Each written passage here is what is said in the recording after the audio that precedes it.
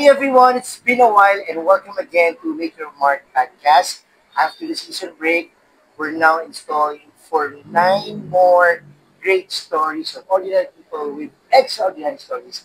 And ngayon nga, kasama ko si Roy. Hello. He's one of the youth leaders in Victory BGC.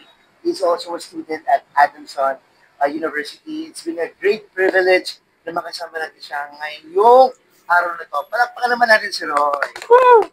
O diba, kanilang yung support sa isa't isa. So, yes, it's been a cozy Saturday here at BGC and salamat Roy kasi kung pinauna ka yung aking invitation na makasama. Thank you rin ko. Okay? Siguro, if there are great details that our audience would like to know about you, ano yung mga gusto mo i-share sa kanila? Siguro, Introduce yourself. sige. Yun, I'm a 21 years old student sa Adamson University, yan, Civil Engineering, and currently 3rd year. And yun, I like doing sports, swimming lang yung di ko alam. Kasi may fear ako. So when you say sports, as in, lahat pwede mo lang? As in. Maliban lang swimming? Maliban sa swimming. Fear of drowning. Pero Nalunod hindi pa ako nalunod. Pero meron lang fear. Ka malunod ka? Oo, may fear na gano'n. Tapos di ko na-try ko siya, may nagturo na sa akin. But then, yan, natuto naman ako lumangoy, but yun, may fear pa rin talaga. Yun lang. So sa lahat ng sports, ano yung parang you think people can really relate with you? Basketball. Basketball. Yeah, since sa Philippines, yun yung pinaka-sport talaga natin. Like, kahit sa ang street, may makita kang ring eh. May mga nag-basketball kahit saan. Yun. Until now, you play basketball? Opo. Well, actually, kasama ko dito sa maglaro ng badminton. And I thought, yun yung sports mo. Pero basketball pala yung main. Opo. Okay. So sabi mo, 21 years old ka na. So, yes, from that age, from the 21 years of existence, may mga aral ka for sure na natutunan. It could be the hard way.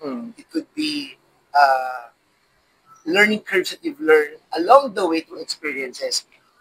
Can you share to the audience na what are the things that you've learned from the 21 years of existence na natutunan mo kahit mahirap?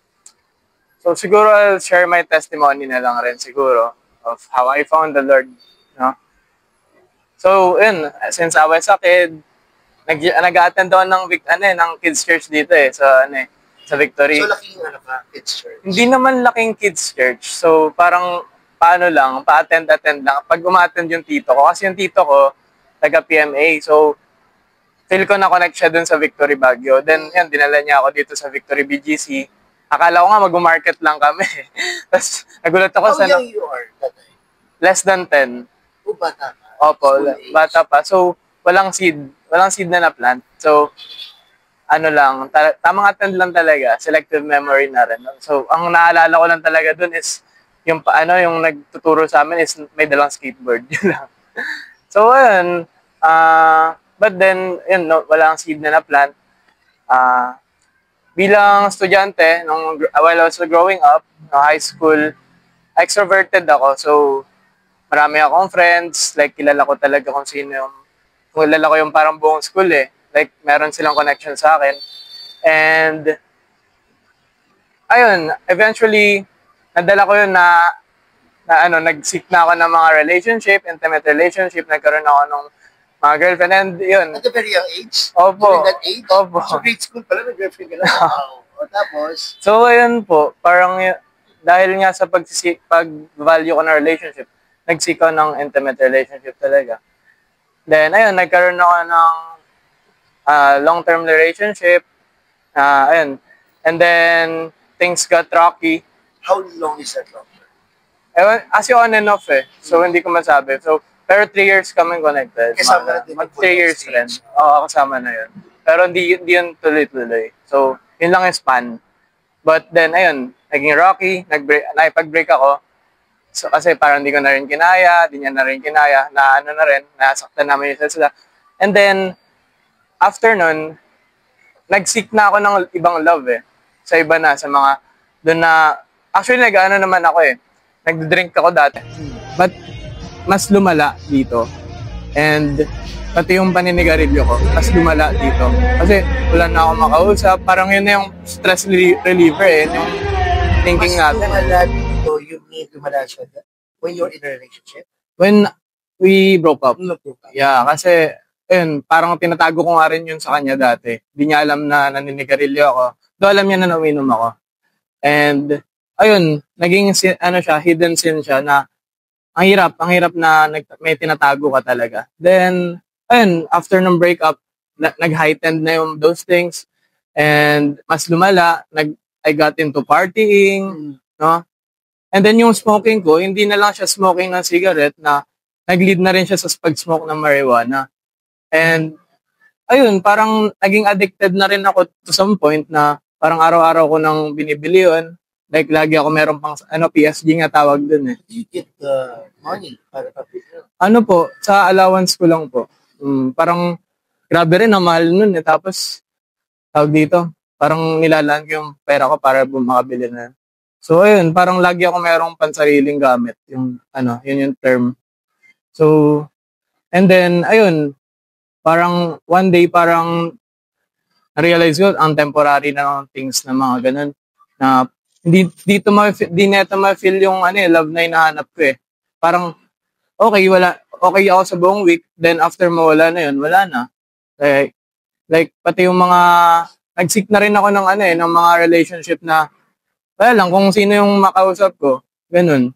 Mga situationship, yun nga sinasabi nila, na may kilala ko lang sa mga anonymous chat, mga ganun.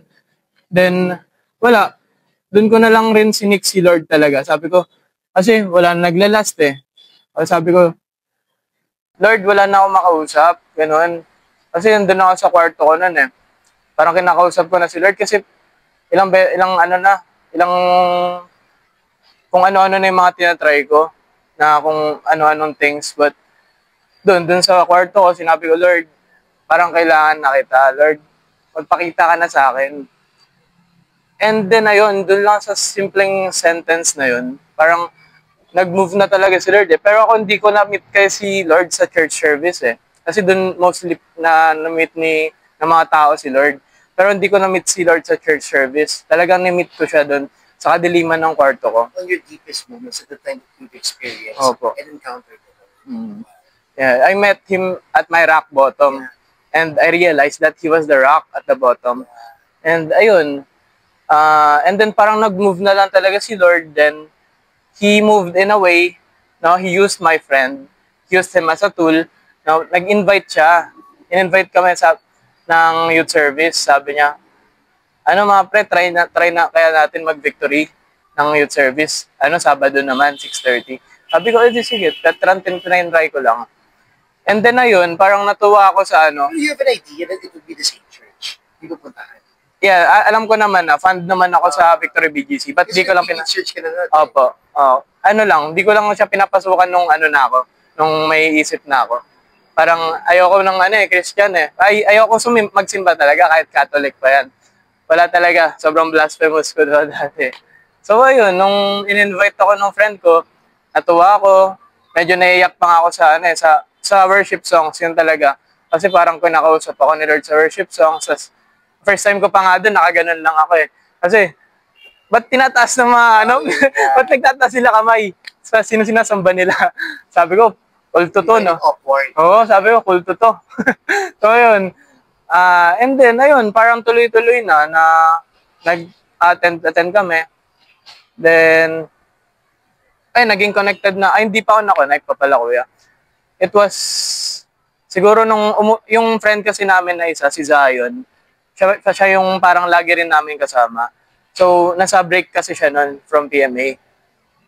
So, ang nangyari, nung bumalik na siya, parang hindi na kami ulit nakapag-service. So, ang ginagawa ko na lang, mag-isa na lang ako lagi. And Sunday.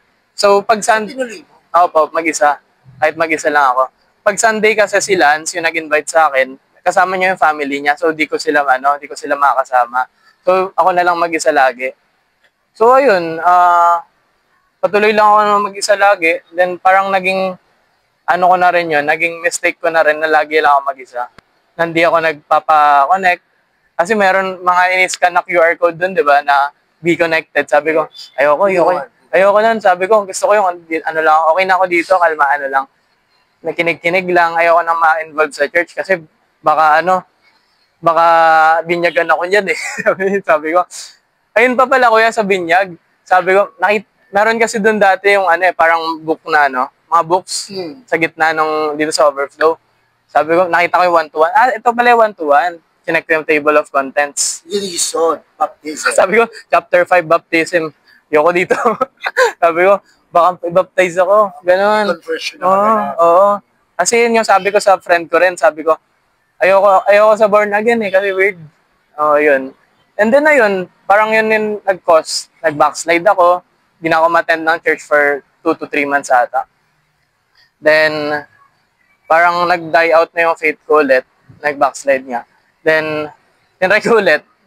Na kasi bumagsak ako eh. Ilang yung binagsak ko nung last sem na yun.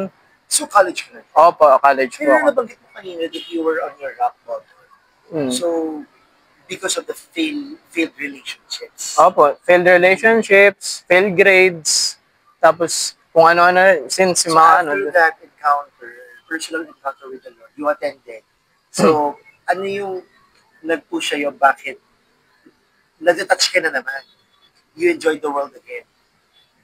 feel ko yung naging reason doon is I'm not really connected. Okay. Wala akong friends na Christian.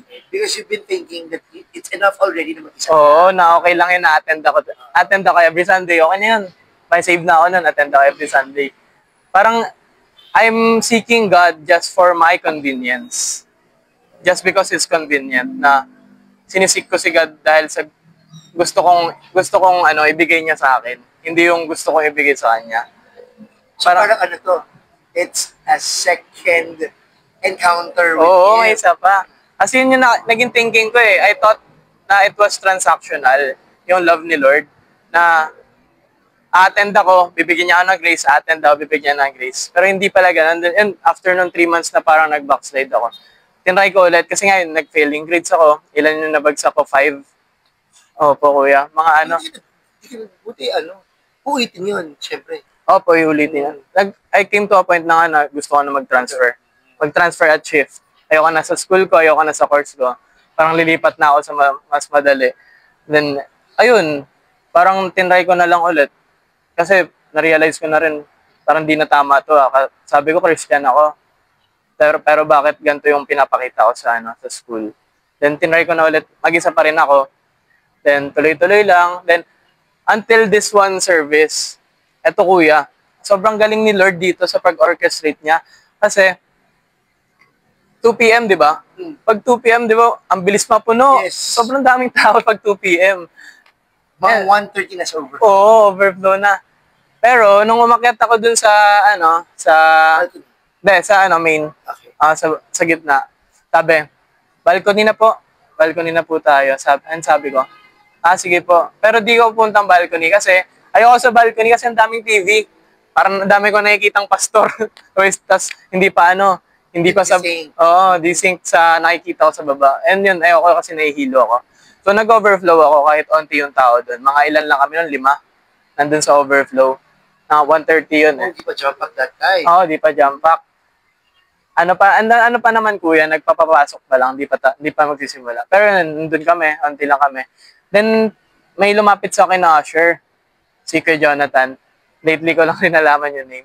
Tinanong ako, yun yung araw na may survey sa envelope. Okay. Ay, yung tinacheckan. Yun.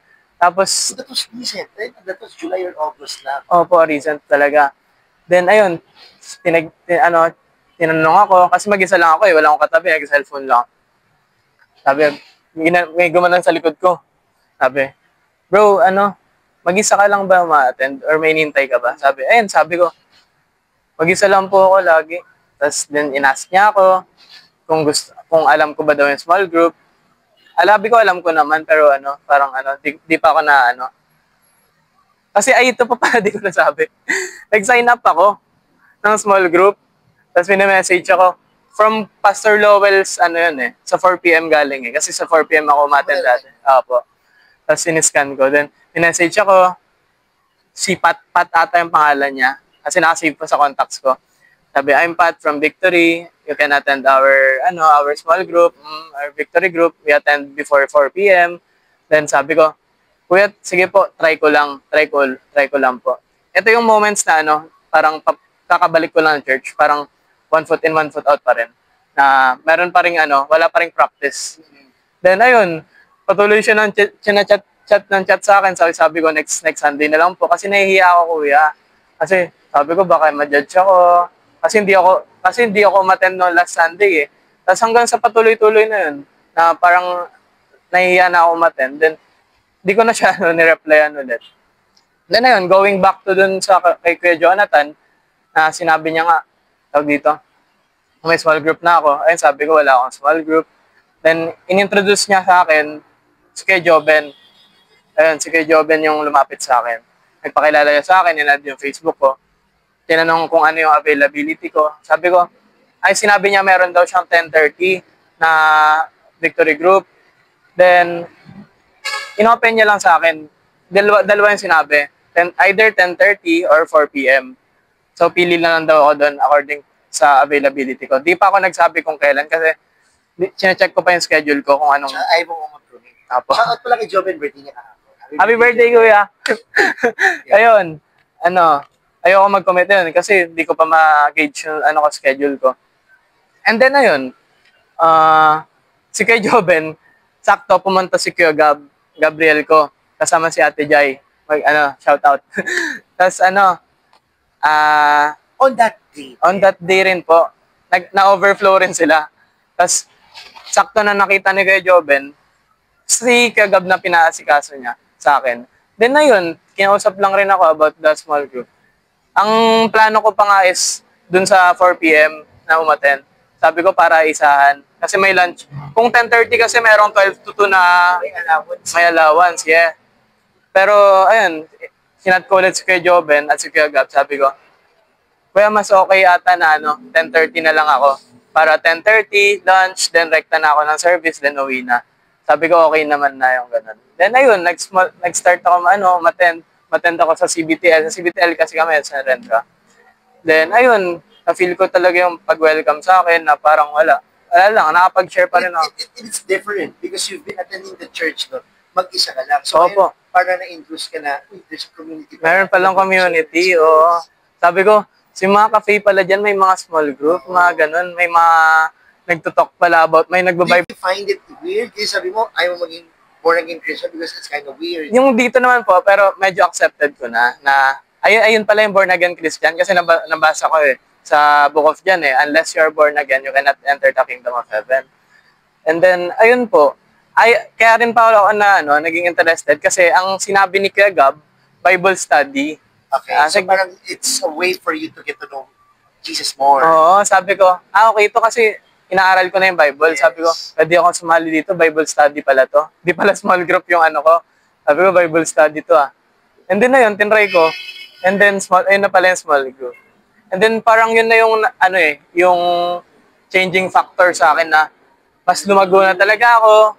Nag-1-to-1 na ako kay Kuya Joben, natapos namin. And then after si Joben na nag-1-to-1? Opo, si Kuya Joben. And then after nun, yung right after nung last chapter namin ng 1-to-1, merong rooted. Pinatend niya, sabi, bro, mas deeper pa. Ayun nga, rooted. Sabi ko, di ko alam yung rooted.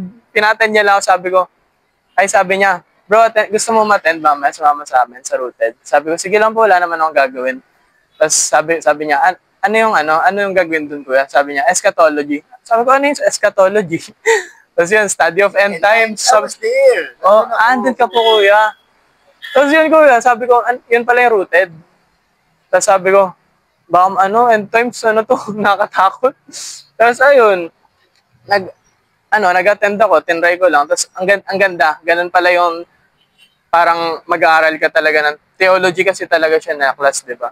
So, ang ganda nung pasok ng rooted. Like, after ng 1-to-1 ko, rooted ako, tapos nakita ko na agad yung yung beauty ng pag-study talaga ng word. Kasama ko dun si Kuya Eddie at si Kuya Neil. Ayun, katabi ko sila. And then ayun,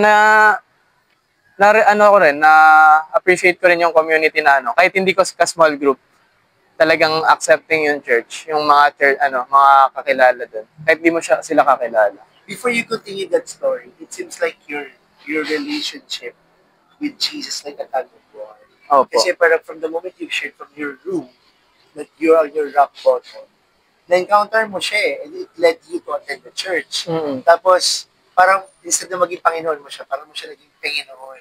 You need something from Him, Opo. lapit ka sa Kanya. Pag nakuha mo, lalayo Opo. ka ulit. Opo. After nun, pag may, sabi mo nga, failed relationships, failed grades, balik ka ulit sa Kanya. Opo. So there's something in Him where you experience acceptance and you're not rejected. Yeah. Yes po. Ang ganda nun, bro.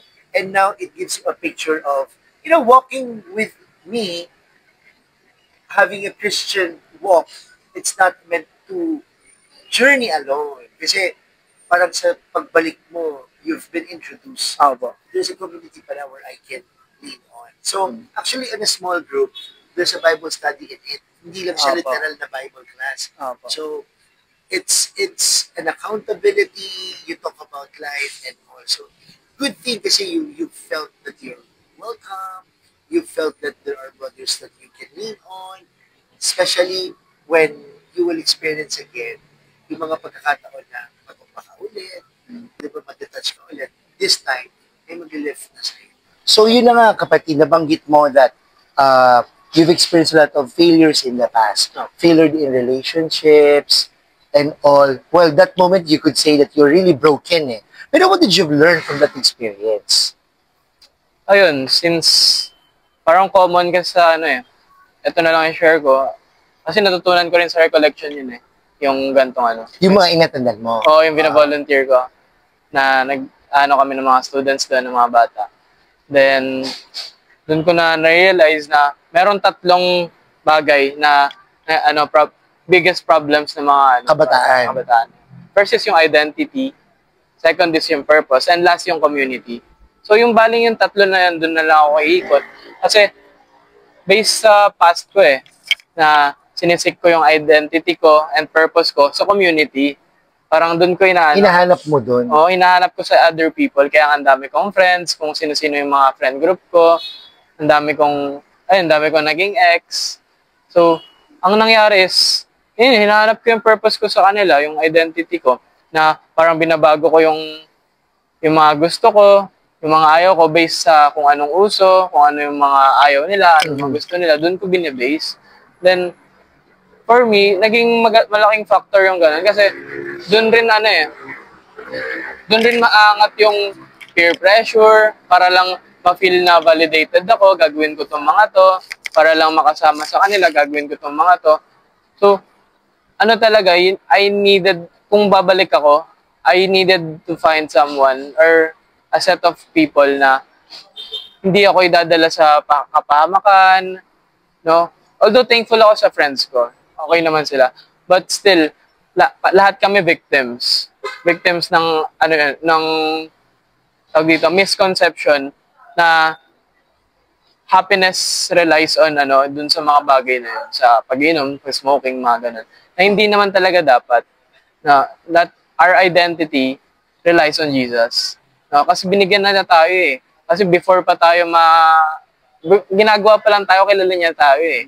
For He formed our inward parts, di ba? We are fearfully and wonderfully made. So, kilala na tayo ni Lord. So, sa kanya talaga tayo dapat magkumuha ng identity. Kasi binigay na sa atin yun. So, yung pinaka-mistake ko lang is, ayun nga, nag-rely ako sa validation ng iba na hindi naman talaga mapupunan. Kasi kung re-rely ko sa iba, lagi akong mag-fail. Laging may mababago sa akin. At yung mga pagbabago na yun, it will turn to worse eh. Hindi siya for the better ng buhay ko. Mapapasok ko yung mga bisyo, yung mga ganun. And yung mga bad habits. And ayun kuya, yung natutunan. Tsaka bro, well, majority of our listeners are teenagers, okay? Yeah. So for sure they can relate with you. When you are on the season of spending time with your mga kaedad mo, ano yan eh, parang majority ng mga ginagawa ninyo, akala nyo, yun na yung epitome of happiness. Yes, bro. Pero you've learned at some point, it's just temporary. Kasi when you're not with them, when you're not doing kung ano yung ginagawa ninyo, pag mag-isa ka na lang, di mo sila kasama, you will experience extreme loneliness. Diba? So, I think it's a God's way for you to experience that happiness you will not be able to experience that for a lifetime on a certain activities na ginagawa mo nun. Parang tinawid ka niya, anak, this is real joy when you spend time with the people where you share the same faith. Tsaka for sure, dinebunk ng Lord sa'yo na pwede pala maging masaya kahit di pala umiinom. kahit di Pwede umiinom. pala maging masaya Di nagmumura. kahit di nagmumura or you're not smoking. Opo. Well, you're protecting your body as well, di ba? Yeah, opo. So, ganda na sinabi mo kanina eh. It's about purpose, identity, and community. Yeah. Well, for teenagers, for sure, they don't know why they exist. Identity, well, hindi lang naman ikaw for sure, mga kabataan naghahanap ng relationships. Kaya kanina gusto ko itanong while you were sharing, I'm letting you share. When you were seeking validation, when you're seeking relationship with other people, for sure, meron niyang bagay na gusto niyang mahanap sa loob ng tahanan, hindi niya makita. Yeah. So, ano ba yung eksena sa bahay? Parang, ano ba yung setup nyo? Were you being affirmed? Nakakarinig ka ba ng affirmation to your parents, sa mga kapatid mo? How was it? Actually, sa family ko naman, hindi naman sila abusive. No? Okay naman. Loving family pa rin. Pero, nag-lack lang talaga sa words eh. Parang puro naramdaman ko yung love lang nila sa service lang. The way they provide. The way they provide, yeah. Doon ko naramdaman. Pero, growing up, parang hindi ko, ewan ko, kung narinig ko na yung word na I love you, mga ganon, pero since nung nag-college ako, mas lalo ko na siya naririnig from my father. Kasi since nasa abroad nga siya, ina-affirm niya na ako. Pero yun, growing up nung bata ako, hindi talaga masyadong affectionate kami. So may factor yun, Roy. Kasi, well, for our audience or for our listeners, that's why love should experience first at home. When they feel that they are loved in other forms. Sabi mo nga, you felt that through service. Pero iba-iba kasi tayo na love languages eh. Parang, what you need is you want to hear more than their presence, the words that they will affirm that you're being appreciated, you're good at something, diba? Quality time, spending time with you. So knowing the fact that your father is working abroad, diba? So pwedeng gifts, pwedeng touch. So there's a lot of things. So when you experience that love inside the home, for sure, pag puno yung love tank mo, hindi ka na magpapafill in sa iba. Pero dahil nga mali because wrong way of filling the love tank, di ba, you're getting that from other people. You feel empty pa din. Yeah. That's why I love, dito na ako excited na part. Kasi we've learned from your brokenness. I'm excited how you've been reintroduced to the Lord, reintroduced to the community. So, how did you now experience that love? So, kumusta si Roy ngayon? And anong ginagawa ni Roy ngayon from that brokenness? Ano ngayon? Ayun, so currently, nagli-lead ng mga young people. Naisip mo ba yun na mag-lead ka? Hindi. Parang sabi mo kanina, from skeptic of raising their hands, now you're leading. So, what's the story behind that? So, yun po. Nung malaking factor si Kuya Joben dito. Na thank God na... Pinush ka talaga niya. Opo. Thank God na binigay niya si Kuya Joben sa akin. Praise God. Na ayun, parang ini-impart niya na rin yung... Parang hinihint niya na gusto niya ako maging leader. While doing one-to-one. Kasi sabi niya, ayun, one chapter ahead. Pwede ka na mag one-to-one ng iba, kahit one chapter ahead ka lang. Tapos, you can lead, parang hint niya na rin as you lead your own small group, parang ginagana niya, narinig ko yun, parang na-encourage na ako, na, ay, pwede pala ako maging leader. Pwede ko palang impart yung mga na-share sa akin, na hindi lang pala dapat mag-end sa akin yun. Yun rin yung niya sa akin, dapat talaga hindi nag-end sa atin yung gospel. Dapat sinishare rin natin. And, ayun, since ang dami kong napagdaanan sa past ko, kung ano-anong vices, na kung ano-anong mga problem, identity crisis, crisis sa purpose at community, parang ginamit ni God yun yung experiences na yun Parang sa, di ba, Exodus 50, na what you meant for evil, God meant for good.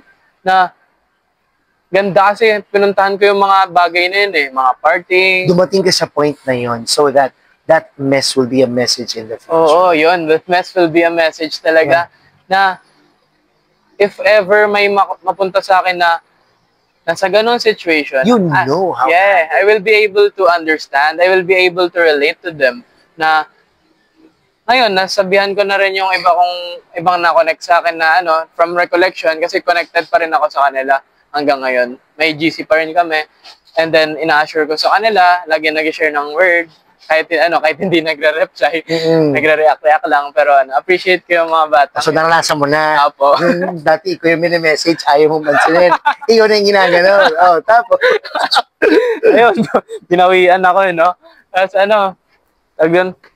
ayun, then, parang naging blessing in disguise yung mga, kahit ko siya, kahit own accord ko yung mga vices na yun, na naging blessing in disguise rin, na-orchestrate pa rin ni God na parang hinayaan niya akong gawin yun. Sabi niya, parang, hayaan mo na kita dyan, gawin mo yung mga yan. But I still have plans for you.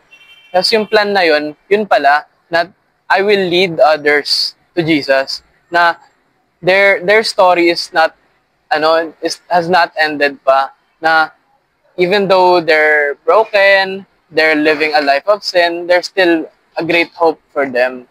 Kasi His steadfast love never ceases nga eh. His grace is new every morning. And ayun, parang nililid na naging turning point talaga yung pagiging extrovert ko rin, na yung skill ko na mag-speak. Bumabaka ka nga sa mga usapan eh. Yung skill ko mag-speak, naging gift siya and a privilege na makapag-share sa ibang tao, na makapag-lead ng mga bata, kahit hindi bata, kahit mga ka-age ko, kahit mga friends ko, na kaya ko palang i-share yung gospel. And then ayun, thankful pa rin ako kay Lord na kahit hindi niya ako pinabayaan sa moments of brokenness ko. Kasi kung pinabayaan niya na ako, paano na yung mga batang na-connect sa akin ngayon? Na sila? May makakausap ba sila? Marireach out ba sila? But then, andito na tayo. Ito na yung binigay ni Lord. Kaya thankful ako. Ang galing. You know what? One of the reasons why I invited him here so that his story will be fully known by our audience. Well, syempre lahat na in-invite natin dito, they may be ordinary in the eyes of other people, pero they carry an extraordinary story that will encourage and inspire other people. There's a Jesus glow eh. I remember, nakakatawa yung pagtahi ng kwento. Nabanggit mo kanina, when you check the one-to-one booklet, you saw the baptism, and you don't want that to happen. Actually, I got to know him when there is a public declaration in the pulpit sa 2 p.m. service. And he is one of those delegates who made a decision to be baptized. And actually, a shorter glimpse of the testimony, parang it touches my heart and the other church attendees. So sabi ko, there's something with this guy that he is bold enough to publicly declare his faith. Tapos narinig natin sa storya niya, ayaw niya, no? Diba? Pero look at the conversion from being broken and now whole for the love of the Lord. Grabe! Parang basag na basag siya noon. Pero ngayon, walang makakabasag sa kanya how bold he is right now to really proclaim the love of Jesus to other people. And actually, your story, the way you demonstrate the gospel, it's already a living testament of how God changed your life. Doon parang, wow, I wanna be connected with this man. I wanna be, alam mo yun, parang gusto ko ito maging kabarkada. And nakakatuwa kasi I've witnessed, parang, remember that Sunday na nabaptize siya, parang 2 Sundays after, nag-join sa booth. He's very eager to, to plug those people who are not connected on a small group. So, I really admire you on that, bro. Parang, just like what Paul said to the younger ones, to Timothy, sinabi niya, don't let other people look down on you because you're young. Yeah. But set an example in speech, in life, in faith, in conduct, and in purity. So, that's what you've been doing. Na parang, bata siya 21. Pero for mga batang 90s like me, nagkatrabaho na yan eh. And he wanted to be immersed to young adults like us. Ayaw niya ng mga bata. Parang pag bata daw, mas bata sa kanya, lead na lang niya. Well, that's good kasi it's a sign of maturity. You're already mature enough that, you're you're ready to face the reality in the marketplace, in the corporate world, even if you're still a student. Now that you are bold enough to share the gospel, dun pa lang parang, wow. And then, parang, you just attended the end times, the eschatology. Parang, instead of fear, it creates an urgency for you to share the gospel to those people hindi nakakilala. Siguro, Roy, uh, for sure, kasi mental health is very important. Recently, Yeah. we've heard the news Yeah, that man. a daughter of a very prominent person in the industry, in the showbiz industry, na everyone was shocked because Yeah, of the way kung paano natapos yung buhay. Opo. So, hindi natin alam eh. We Yeah. might be talking at this moment. Others should be listening right now. We don't know the story behind that. But pwedeng pagkasama mo yung mga kaibigan, masaya. Pero pag mag-isa na lang, grabe pala yung mga silent battles, Yeah. no? So, we cannot degrade or we cannot belittle someone's fight. So, giving value to mental health, ikaw, bilang kabataan, what message would you like to share to them for those people who are still searching for purpose, for those people who are still having crisis with their identity, and of course, still looking for validation for them to be immersed in a community? What would you like to share to them based on your experience? Hmm. For people na, and parang kung feel nyo na wala kayong malapitan, wala kayong mapupuntahan, I just want you guys na please don't be scared na mag-seek ng help. Na it doesn't mean na sa church kayo mag-seek ng help. There is a friend that you know na please talk to them. And I know that you are sad, no, broken, depressed. And I want to tell you that this is not the end pa. That there's still hope for you. And what the world says, what others says about you, hindi doon nag-end eh. Kasi they are just people. And our meaning, yung judgment nila, hindi yun hindi yun totoo. Kasi, kilala ka ba nila? Diba? Alam ba nila yung ginagawa mo? But to tell you, there's a God who knows you fully and loves you completely. Na kilalang kilala ka niya from inside and outside na alam niya yung mga ginagawa mo, alam niya yung kasakitan mo, pero mahal na mahal ka pa rin niya. And yun lang, na please, huwag kayong mawala ng pag-asa na parang ma-end din. Pero I'm still grieving kay Eman. Sobrang sad nung story. And for us, na na okay na sa life, content na, for us, please, tignan rin natin yung mga nakapaligid sa atin. Na hindi porke ang saya-saya niya, ganun, ayun na yun. Kasi meron talagang silent battles na nag-going on inside their head, no? Inside their mind. Na it is our duty rin. It's our mission to check up. Kahit check up lang, kahit, bro, kamusta ka? Sister, kamusta ka? May mga problems ka ba? Do you have anything that you need prayers for? Yeah. Kasi, just that one question that one question can save a person's life. Na sa simpleng pangangamusta lang. And kahit sa hindi pangangamusta, kahit sa mismong rin natin, behavior natin, sa mga how we treat other people. Kasi our words are very powerful. No? Na sasabihan mo lang ng masama yung isang tao, it can break his whole week, his whole month. Na pwedeng maka-affect yun sa buong niya, na sa buong buhay niya na rin. Di ba? Sa simpleng kataga lang. Ganun ka-powerful yung words. And being said na powerful yung words, it's also powerful to lift a person up. No? To lift other people up. It also holds the power to inspire people, to motivate people, to help them keep going sa lives. Even though they're very bumpy road na, sobrang rocky, no? At least mararamdaman nila na hindi sila mag-isa dun sa rocky road. Exactly. Na lahat tayo nakasakay sa isang kotse. Lahat tayo magkakasama at yun yung pinakamagandang Let's just be a community that we can help grow each other. we cannot base to someone's exterior expression if they're really okay. Yeah. So just like you as an extroverted person, I'm not the kind of person who loves to share my concerns. I have this sense of belongingness to my core people where I want to share. So parang hindi ako proactively nag-share unless someone will ask me. Yeah. So I think what you've shared for those people who still consider themselves broken, but externally you're showing to people that you're really okay. Yeah. I think this is the perfect time, just like what Roy said, na check with one another. Hindi natin basihan yung masaya kayo, naghiwalayo kayo, pero we don't know what's gonna happen after that gathering, after that being together.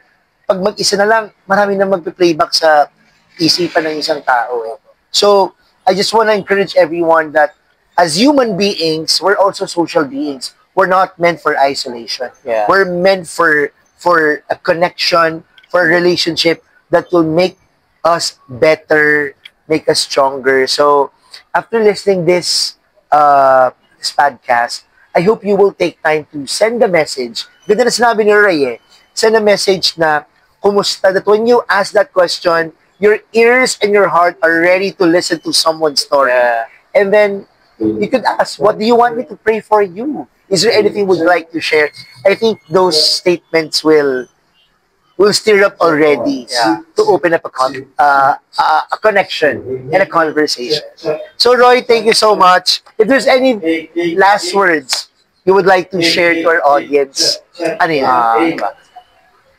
Jesus is the way, the truth, and the life. No one comes to the Father except through Him.